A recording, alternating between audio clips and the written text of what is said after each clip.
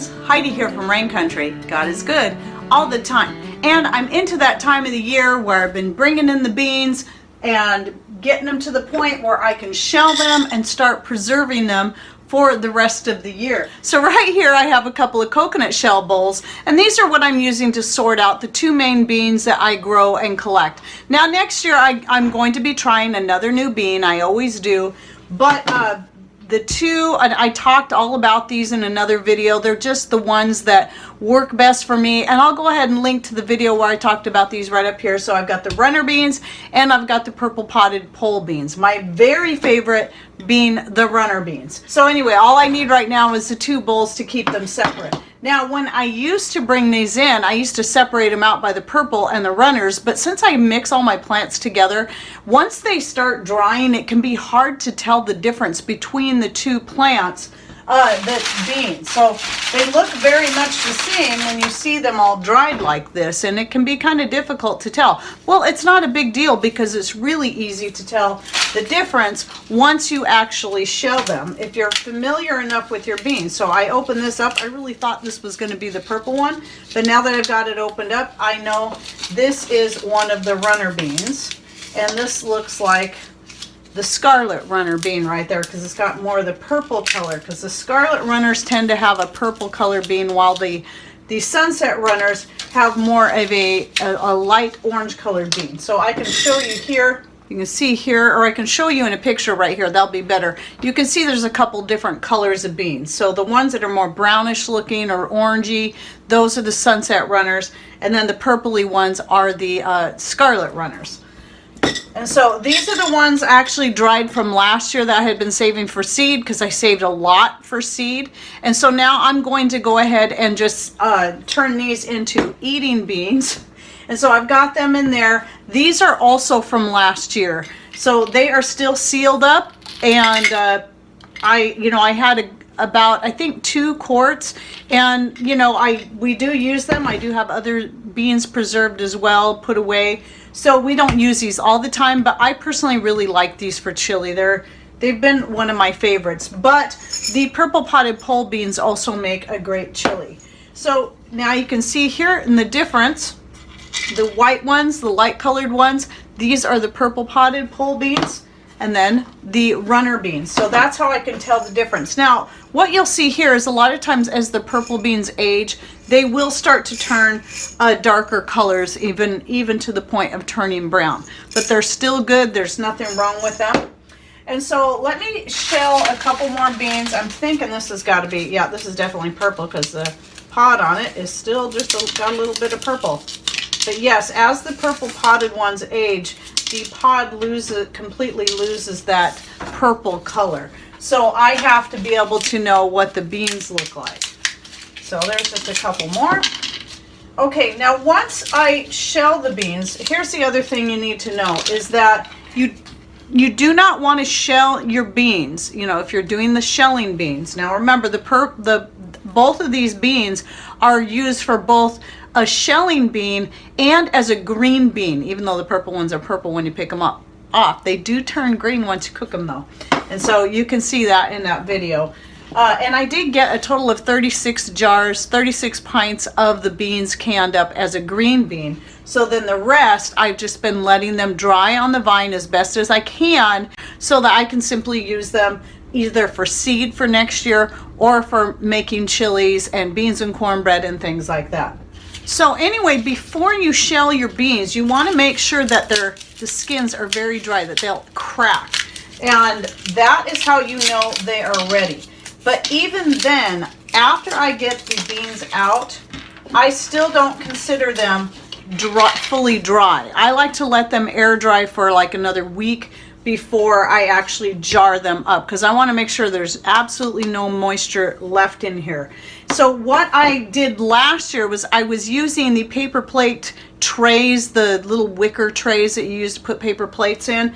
Well, those are all out at our property for, when we have picnics and stuff out there. And I forgot to bring some home for doing this.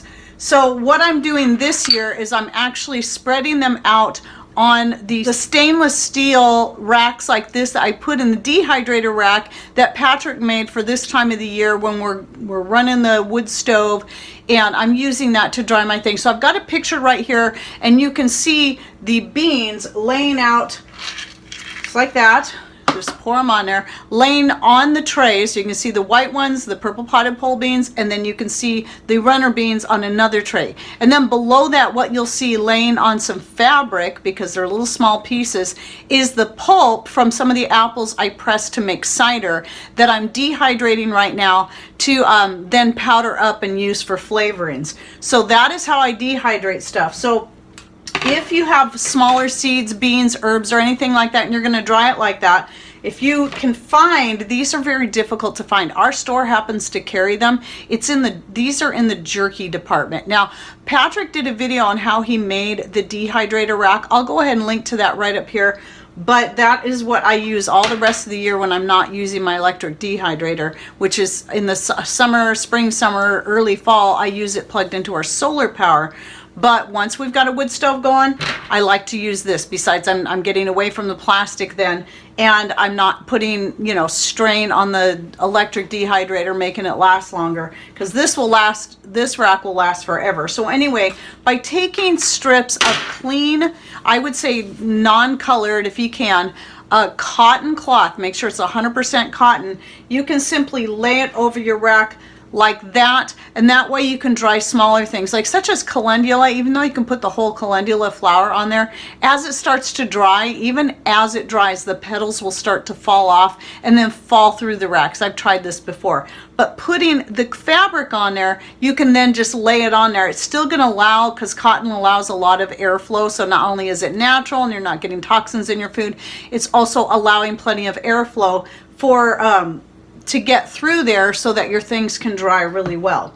So that's what I'm doing there, and that's what you can see in that picture with the apples. I've got the cloth laid there. And then the other thing is, it's like us, especially if you're drying next to the wood heat, you're going to get a lot of ash and a lot of dust. Then that's the other thing you can do, is have another piece that you put over the top of the rack, or even over the top of each thing, to prevent the dust and ashes and stuff from getting on your items while they're drying.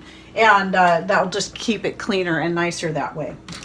So again, making sure, now this one right here is still a little bit soft, so it's dry up here. I can go ahead and open that up and then put it in my bowl for sorting, but I can tell by the feel of these, they're definitely still a little bit wet. Now these will be okay, even though I shelled it a little bit early, that's not going to hurt it too much. It's still best to wait for them to fully dry. What I do, like here's a handful here of some that still feel kind of leathery. They're not fully dry yet. These will also go on a rack like this, and I'll show this picture again so you can see on the top rack, you'll see some beans like this that are drying. They're finishing out the drying process. Now obviously, this is just some of the beans I've brought in so far. I've got a whole bunch more out here on my freezer, and these are just the most dry ones that I brought into the house. These are the ones I'm going to be shelling, and whatever still I feel is still too leathery will go on the rack to dry. But all the rest of them, like I have a cluster right here, when they start turning this color, I know that I can pick them and take them into the greenhouse. So I'm going to show you a picture right here of inside the greenhouse. I've got, my tomatoes are all finishing up, so now I can start using the places where I was growing the tomatoes to hang clusters of beans. Now most places don't have a climate like ours where we get 120 inches of rain annually, and that's just an average. And if you don't understand what that means, some people don't get that. You can throw out numbers and inches, but look into what your climate is. Find out, you just go online, put in your city and state, and then put in average rainfall, and you should be able to find what your average rainfall is, and that way you can compare the difference. So for example, Seattle, a lot of people think Seattle gets a lot of rain. Well, their average rainfall is only 50 inches, and ours is 120, and that's average, and it's actually gone down in the past 20 years or so. It used to be average 144 inches, and we can get up to 160. So that is a lot of rain. And we get most of our rain in the fall while the beans are still trying to dry on the vines. So if you live in a dry enough climate, I recommend leaving your beans out there on the plant until they're all completely dry. That's going to be your best and easiest way. You don't have to worry about making space in a greenhouse, in the house or anything, and doing all the things we're doing. But if you live in a place like ours where you get a lot of rain, having a place to bring the plants in to hang them to dry is going to be your best choice. Do not make the mistake I made the very first year and picked all of the beans, brought them in the house and laid them out on a table to dry. They could not get enough air that way. Now, the other option that some people do is to do the leather breeches method, where you crisscross them and run a needle. It's the old-fashioned way. Run a needle and thread through there, and then you can hang them from various places. For me, the easiest thing to do is just bring the clusters into the greenhouse and just drape them over the wooden slats that Patrick put in there for supports for the tomato plants and whatever else is growing in there, and that works really good for me. So then once they get to a point where I feel like they're pretty much papery, I'll bring them into the house. And again, sometimes I'll end up with some in the house that are still a little bit leathery. That's okay. Just put those few on that tray, let them finish drying next to the wood heat, and then when they get papery, I shell them. So then once I get a full jar of these, I will then vacuum seal it. Now, I wanted to show you, I don't think to show this one very often, but I do have a video on vacuum sealing and the two methods, but now I only use one because I am just done. I'm fed up with Food Saver. And so for several reasons, and vacuum sealing with the hand method like this is totally off grid, doesn't require any electricity, and you can do it anywhere pretty much. So this is my preferred method for vacuum sealing. But one thing I haven't shown yet is that I prefer to reuse my metal lids when I'm vacuum sealing things into jars, and dried goods only. Okay, I have a whole video just on this too about, canning versus vacuum sealing. They're two very different things. You cannot vacuum seal the things that you should be canning. So just so you know, it can be dried goods only. So go ahead and check that video out. I'll link it up here and down below. But anyway, you can use your Tatler lids with the rubber seal, with the rubber gasket on there. This works just as well. Though I try to preserve my Tatler lids for actual canning. This is why I don't use them. I'd rather just reuse the metal lids for this. But I do have several jars of coconut that I didn't have any metal lids to use at the time, so I have all the Tatler lids on them, and they've been like that for years, and they're still sealed. And so anyway, I stick the tip of the brake bleeder, if that's all this is, you can get in an automotive shop, into the top of the Food Saver jar lid, and then I pump this up to above 15. I like to go past 15. You can just go 15 psi, but I always like to go a little farther just to ensure I'm getting a good seal. And there you go. It's sealed. Okay, and no worries. And this will stay sealed for a very long time. Now, I still prefer to put the band over the top, just in case it's one of those times it decides to lose its seal. Then I can still keep it preserved really well. Now, beans, for the most part, they're cool. They don't, even if you lose a seal, it's not gonna hurt them anyway. They're gonna last for a very long time. However, if you're looking for extra long food storage, for your beans like this, then I recommend doing the vacuum sealing. And that way, if you've got a lot of beans coming in and it's going to take you a long time, then this is just a better way, just to ensure that, nothing's going to thrive in there and all that. Now, a lot of people recommend freezing your beans to make sure that they're not going to have bugs and stuff. I personally have never had any issues of that with any of my beans, be they store-bought or homegrown. But so that's entirely up to you what you want to do.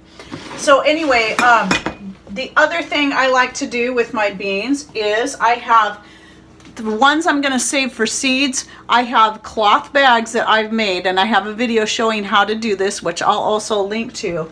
This one, the orange one, is the one I use for my runner beans, because most of the flowers on my runner beans are a bright orange, or a deep orange, almost red. And then the purple one, obviously for the purple potted pole beans. So I will put these in there, even if I'm afraid they're a little bit damp, it doesn't matter. They're in a cloth bag, a cotton cloth bag. And then all I do, hang this on the mantle by my fireplace and let them completely dry all the way. And then I'll just put them away as is. And then they're ready for planting for next year. And me being me, liking to make sure I have lots of seed for next year, I will probably fill this one up about halfway and this one up about 3/4 of the way full of beans. And even though I know I won't plant them all, I always like to have extra so I can do succession planting, or if my first planting fails because the weather ended up being too wet and too cold, because it just like this last year extended too long, my beans didn't want to germinate, so then I had to plant again. So I like to have lots of seed to work with. And anyway, so I'll just let those dry, and once I know they've been there for a week or two and they're fully dry, then I put them away in where I store my seeds, which is in the same place I store the rest of my food. All right, well, that's how I save up, shell, and store my beans for the rest of the year, whether it be for seed or for cooking.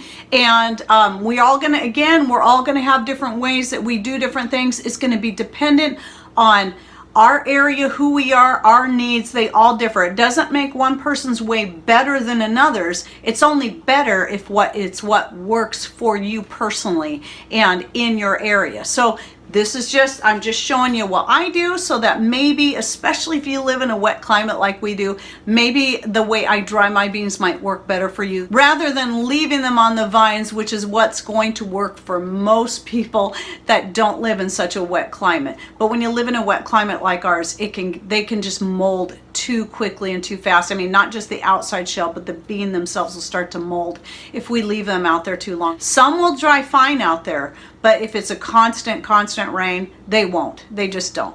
And anyway, so that's why I have to do things the way I do. Okay, well, I hope you enjoyed this video and that it gave you some helpful tips and hints and tricks and things that you might want to consider trying for your own beans. All right, thanks for watching. Take care and God bless.